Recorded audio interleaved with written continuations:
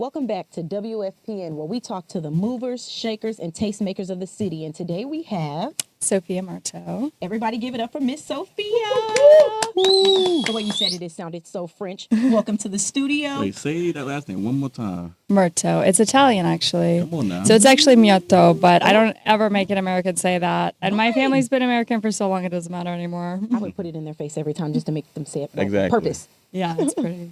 Awesome. Welcome to our studio. We're so excited to have you here. Oftentimes we like to get started by having our guests introduce themselves, introduce their craft, and what makes their craft so special. Right. Well, I save democracy, so that's pretty damn important right now. And that it looks like a lot of different things. You know, I've been on phone calls all day. I'm very happy to be out of the house. And I'm working on a number of different things. So I'm the president of Hands Off Central Texas, and we have a bunch of things coming up. So we're working on all those things, including our Halloween party, which is going to be really fun. No King's Day on October 18th, which is going to be really big. That's like 20 to 30,000 people. So that's a huge lift for us. Also very expensive. So trying to figure out how to like fundraise for that. It's been a lot. I'm also working on some stuff to solve the problem of how do we flip seats in the midterms next year. And then I'm working on a lot of education stuff through Hands Off to help people figure out like how the government works and how you get in there and manipulate it. Okay. Wow, so you do a lot. The entire time you're talking, my brain is like, tell us more, tell us more. How did you get into this? So when I was very young, my first like big girl job was working downtown at a law firm. And I was like front of house, you know, real nice to everybody. That was my job. And on my lunch breaks, I would walk to the Capitol because I was like a couple blocks from the Capitol. And I would drop cards and like advocate during the Texas ledge season. Okay. And I was like 19, you know, whatever. And then fast forward, Kavanaugh gets appointed to the Supreme Court. That was horrible. That was my first rally. I get an email from Ultraviolet, like, do you want to host a rally? And I was like, yeah, well, fuck yes. I want someone to, right? And if no one else steps up to do it, you end up doing it. So I hosted it with a couple of our friends, and that went really well. I was out of the country, getting my education for 5 years, got back a couple of years ago. And I actually was working at the city for about a year, and then quit in February, did Texas Ledge stuff the entire spring, and I'm doing this. Where did you go out the country? I lived in Japan for 3 years in Tokyo, and I finished my education in Paris for a year and a half. That is so cool. I wish I could do that. It was very different. It was cool to be in Japan during COVID because they really wanted vaccines, and it was kind of hard to watch all my American friends get vaccinated twice before we had access at all, because America pre-bought the world supply of vaccines, which was like very white supremacist of them. And it was very lame because like one of my friends at the time almost died from COVID while I knew all my American friends had like already been vaccinated. So I was really pissed. The American government didn't put it in the vaccines. They didn't put them in like the consulates or the embassies or anything for us. So it was just very lame. But everyone in Japan wore masks solidly for 2 years. And so it was a much more like communally working together, respectful culture. And so it was a safer place to be during COVID, for sure. Yes. My husband worked in Singapore during COVID, and of course, like, you know, you're video calling, you're talking and hearing about how different they were compared to America. I mean, not even just politically, but just overall. It feels like we're just the kids they like to play risk games with. Oh, man, it's rough. It is rough. And there were good things and bad things about living anywhere in the world, right? But I really appreciated living in Japan. It was really interesting. I really appreciated living in Paris. And I'm appreciating living here even as America is collapsing. I like the way you said that. Okay. And with your political career, how did you know that you were in a place where, like, I am really good at this? Like, I'm really making volumes. Yeah, well, I'm really good at communications. Like, I'm really good at talking to people. I'm really good at writing. I'm pretty good at graphic design for someone that didn't get an education. And I've been doing it for a really long time. Like, even back when I was living in the U.S. before I got my degree, I would consult for small businesses, like women-owned businesses and nonprofits and stuff for social media and graphic design. I've like built a bunch of brands. Some are still operating as businesses, some are not, right? But when I got back into town, I had helped a friend of mine, Robert Kraft, who runs the Bastrop Live Music Foundation out in Bastrop. That's a very cool music nonprofit. I'd helped him build the brand for that project and then stayed on basically pro bono because it's a nonprofit, like running communications, monthly newsletter. It's not a huge lift, but I really enjoy it. He focuses on music lessons for kids and making sure that musicians have opportunities to play in Bastrop and get paid a living wage for their work. So that's very productive. And I was doing that. And then when I got sort of nominated or like assigned to be president of Hands Off. It was like a bunch of the organizers sitting around going like, we need a 501c3 to like organize our organizing and make sure that we can like take donations and stuff. And I was the one at the time who didn't have a full-time job and was doing activism full-time. And they were like, well, you're in charge of this because you have time now. Not in charge, right? But like maybe the buck stops with me. And so I guess they just thought I would be good at it. And I think that I am. I think it's only possible to do our work because we have a giant team of organizers with very, very different skills. And our thing is we take people's personal and professional skills and we plug them in. So it's like if you're a video editor, we're going to ask you to come video edit for us. Okay. And if you're like really good at social media, we're going to come ask you to do that. And if you're like an event planner, then we're going to come ask you to plan events with us. And so that's why, you know, rather than like building some sort of infrastructure where, because we can't afford to pay anyone, right? But Nazis in America is very motivated. So people are very motivated to like work hard to save our country. And so we're really like utilizing that passion, that energy, and like, you know, pointing people at, okay, like we're trying to do education so people know how the government works and how they can get in there and change things. And we do a lot of catch and direct events, which are like people don't know what to do. So they come out to like one of the really big rallies and they're like, go to one of these many, many tables and like find what you want to work on. So we really try to focus on how to catch all that energy because we see suddenly everybody is very upset and very motivated. And that is the perfect time to plug them in. Gotcha. Wow. I mean, even when you're talking, of course, we can hear your passion and you use the word passion. So I'm throwing that back at you. Wow. Yeah. Yeah. I mean, my wow is like the number of very cool, very personality diverse, very like world experience diverse, very like career diverse people that I get to organize with every day. That is what I really appreciate. Okay. And so is this something that you are most proud of that like you have accomplished this year? Because I know you probably have tons because again, we can see just the passion, just the emotion that you feel when you are talking about this.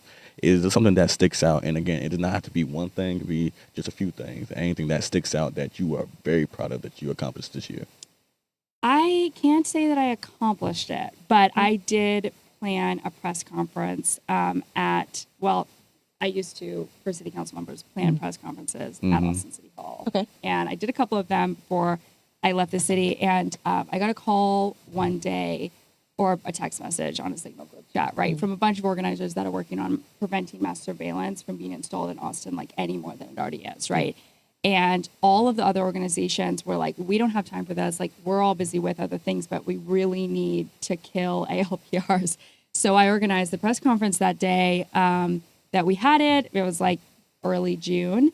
And I'm really proud of everyone's organizing work around that issue because when you fight at the Texas Ledge and you call your congressman, like, you lose a lot, like, especially in the last year, we have lost a lot. And so to be able to win has been like very affirming. Yes. You know, and we got ALPRs pulled off the agenda.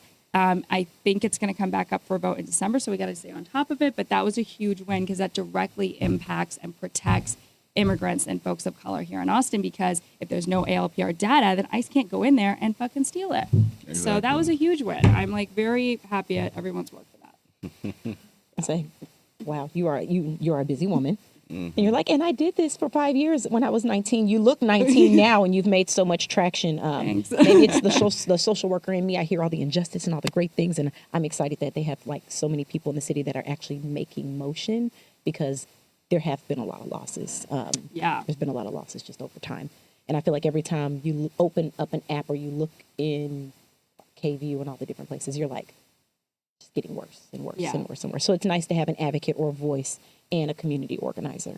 It's nice to have a win this year. I mean, the city, we're lucky that our city council members by and large do listen. And, you know, I get people to come up to me sometimes and they want to do like very drastic things, the kind of things that like a nonprofit like can't help with. And my first question is always, because like I never tell anyone that the way they're, you know, trying to protect their community is wrong. But sometimes I ask, like, have you ever been to the city? Like, have you ever called your council member? Because like if more people called, they would make different decisions, you know, and that's different than Congress. Yeah. That's different even than the Texas Ledge. Yeah. Because we're dealing with a very different environment here in Austin where we can put pressure on making sure that we're protecting people rather than exploiting our tax dollars at the city, and we can have wins. And I really want everyone to know that, because it's been a rough year of just watching really bad news every single day. Yeah. Yeah, but there's been good news too, and it's been hard to hear because of all the bad news. But we had wins at the Texas Ledge. We stopped that bill that was going to hide police misconduct records. That was huge. And there was countless thousands of people that called and emailed and organized around that. And so it's been very affirming to be in the thick of it and see the wins. Because I think a lot of people, you don't organize full time. Maybe you're just watching the news and it all looks bad. And it is all bad. Well, no one highlights all the good. It's easier to see the yuck because yuck is seen and it's bright and it's smelly. Well, also, it's like, terrifying to watch everything kind of collapse a little bit more every day. So I just wanted to pitch the win because it's been a frustrating year. And I think it's important to clarify that, we have not lost everything at any level of government. I love that. And can you talk a little bit about, to our guests, what can they expect to see from you over the year? Are there any special projects that you're working on that you can talk about? I can. So No Kings is our next and last big thing from Hands Off this year. That's going to be a very cool project. Because last time we did not expect 20 to 25,000 people to show up. We did not expect that to the extent that we never had anyone assigned to count people. And so I'm glad KVU, had aerial footage or whatever we could guess, because that was an overwhelming thing. We learned a lot from that. And this time we're going to have a short rally starting at 2 p.m. on the 18th, which is a Saturday, at the Texas State Capitol, because people are going to go to the Capitol anyway. And then they're going to march anyway. So we're going to march to Auditorium Shores, which is the biggest place downtown that you can march to. Yeah. We're going to throw the crowd at 35 to 40 tables from nonprofits and activist organizations so that everyone can go around and find the thing that they can work on. Get on the newsletter list for the calls to action, get the materials to take home. And the next big thing after that is the election. We have an election starting October 20th as early voting. That's a really big deal because that's a direct democracy election. And the difference between a direct democracy election and an election where we're investing in a lot of candidates, which next year is all candidates, the midterms. But this year, we're voting on 17 potential changes to the Texas state constitution called props or propositions. And that is literally a pass-fail. So every single person's vote is counted exactly the same. And then we're also voting on Prop Q here in Austin. Same thing. It's a pass-fail. Okay. So those kind of, because it's sounds weird, a proposition. It's hard to understand. I'm putting out my own ballot so people can see how I'm going to vote, because the League of Women Voters Austin is great and they do a great nonpartisan ballot guide, but sometimes there's context missing. If you lower property taxes, you have less funds for public schools. And we're about to close 13 AISD schools. That kind of context is really important. So I'm putting out a document myself about that, and Hands Off has already put out a document that at least gives you a highlight of what all the different issues are. But so few people traditionally show up for even the midterms when we're electing candidates, but especially something like this where it's a lot of big words you got to read. But it's really important because you know who shows up? All the retired white people. They all vote in every election because they have time. And because somebody in their family or in their pastor in their church talk to them about how it works. I think people also feel a greater sense of entitlement when they've been exposed to government in the past. So I really wanted to pitch the election because that is the biggest thing that we can do right now this month. And early voting is from October 20th to the 31st. The last day to vote is Election Day. That's November 4th. Okay. Yeah. Got you. Yeah. And what socials, platforms can people find you at? I'm on TikTok, Civic Duty TX. I'm also on Instagram, Marcho Sophia, and Hands Off Central Texas is also on Instagram. Gotcha. And then I'm on Facebook, but nobody likes Facebook. That's what I mean, we on Facebook to really connect with those old family members that don't want to go to the Instagrams, the X, the TikToks. Yeah, so definitely not on X. It's a great way to still pitch getting people out to the polls, getting people information and education out there. Yeah, definitely. And we have a Facebook group for Hands Off Central Texas, so that's a nice place where people can post what's going on. And there'll be a lot of events for No Kings. There's a lot happening in Texas. There's one happening in Bastrop. There's one happening in San Marcos. There's one happening in San Antonio. There's one in Dallas. But all the tiny towns too. That's been interesting to watch so far. Indivisible. Yeah. So they've been organizing since 2016, and the first time he was in office, it was actually started by two of Lloyd Doggett's staffers who live here in Austin. And Lloyd Doggett, of course, was one of the Congress people who was gerrymandered out of his district. Yeah. And so depending on whether or not the maps hold in office, we might lose him entirely, which would be such a loss to Central Texas, of course, because he's like really good at showing up, and I think he's a good representative, but also because he's mentored a lot of people. Right. And so the Invisible founders came out of his office, and they've been doing this giant organizing work. Well, it was like a dry run the first time he was in office. Now they're the ones putting on the No Kings days. They're like doing a lot of education and a lot of mass movement building very effectively, which is really fortunate because getting people out, like I really feel like my parents' generation, because the economy was getting better, stopped paying attention. And when you stop paying attention, all the people that want to control the world, they don't stop paying attention. Well, of course not. You know, and then of course they took civics classes out of high schools in the 90s. So now no one knows how any of this works.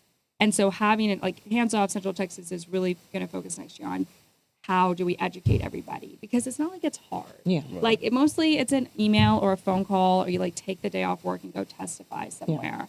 Like it's not difficult. It's just really hard to get the information. It's very gate kept. Okay. Absolutely. Yeah. Awesome. Any final words you have for our guests? Any final words of encouragement? Yeah, well, my encouragement is definitely that there is no hero, right? There's no one person who's going to come save us, and the Democrats cannot get their shit together, apparently. So the rest of us have to get our shit together.